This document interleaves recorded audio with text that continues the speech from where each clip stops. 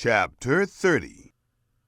Woe to the rebellious children, says Yahweh, who take counsel, but not from me, and who make an alliance, but not with my spirit, that they may add sin to sin, who set out to go down into Egypt, and have not asked my advice, to strengthen themselves in the strength of Pharaoh, and to take refuge in the shadow of Egypt. Therefore, the strength of Pharaoh will be your shame, and the refuge in the shadow of Egypt your confusion. For their princes are at Zoan, and their ambassadors have come to Hades. They shall all be ashamed because of a people that can't profit them, that are not a help nor profit, but a shame, and also a reproach. The burden of the animals of the south. Through the land of trouble and anguish, of the lioness and the lion, the viper and fiery flying serpent, they carry their riches on the shoulders of young donkeys, and their treasures on the humps of camels, to an unprofitable people. For Egypt helps in vain, and to no purpose. Therefore I have called her Rahab, who sits still.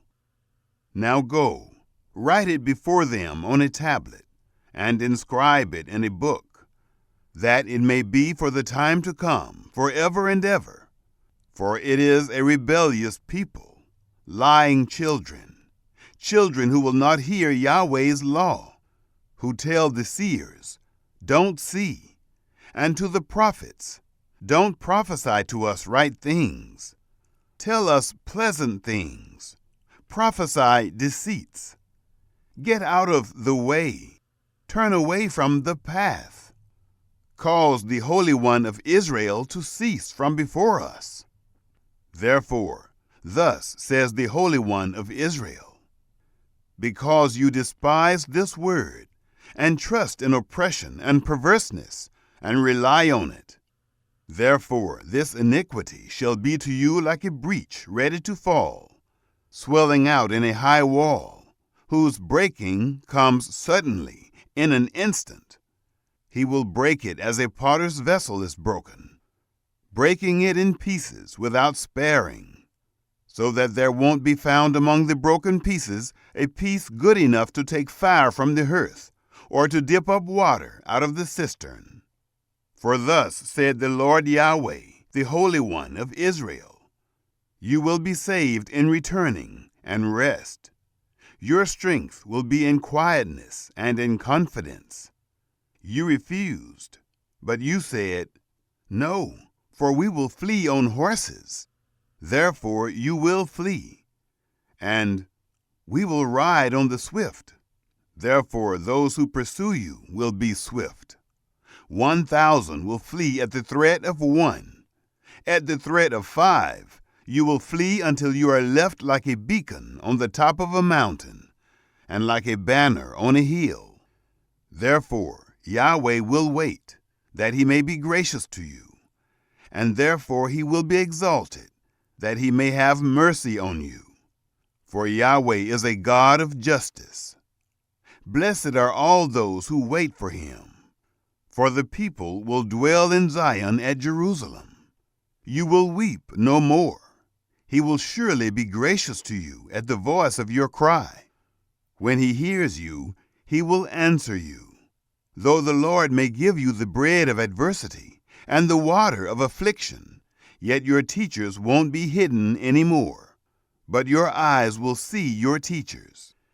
And when you turn to the right hand, and when you turn to the left, your ears will hear a voice behind you, saying, "This is the way, walk in it." You shall defile the overlaying of your engraved images of silver, and the plating of your molten images of gold. You shall cast them away as an unclean thing. You shall tell it, "Go away." He will give the rain for your seed, with which you will sow the ground, and bread of the increase of the ground will be rich and plentiful. In that day Your livestock will feed in large pastures. The oxen likewise, and the young donkeys that till the ground, will eat savory feed, which has been winnowed with the shovel and with the fork. There shall be brooks and streams of water on every lofty mountain, and on every high hill in the day of the great slaughter, when the towers fall. Moreover, the light of the moon will be like the light of the sun, and the light of the sun will be 7 times brighter, like the light of 7 days, in the day that Yahweh binds up the fracture of his people, and heals the wound they were struck with. Behold, Yahweh's name comes from far away, burning with his anger, and in thick rising smoke. His lips are full of indignation, and his tongue is as a devouring fire. His breath is as an overflowing stream that reaches even to the neck, to sift the nations with the sieve of destruction. And a bridle that leads to ruin will be in the jaws of the peoples.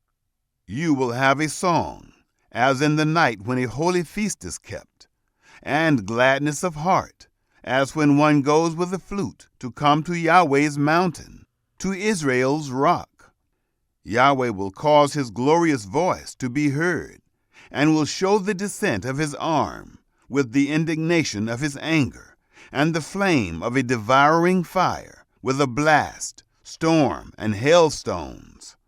For through Yahweh's voice the Assyrian will be dismayed. He will strike him with his rod. Every stroke of the rod of punishment which Yahweh will lay on him will be with the sound of tambourines and harps. He will fight with them in battles, brandishing weapons. For his burning place has long been ready. Yes, for the king it is prepared. He has made its pyre deep and large, with fire and much wood. Yahweh's breath, like a stream of sulfur, kindled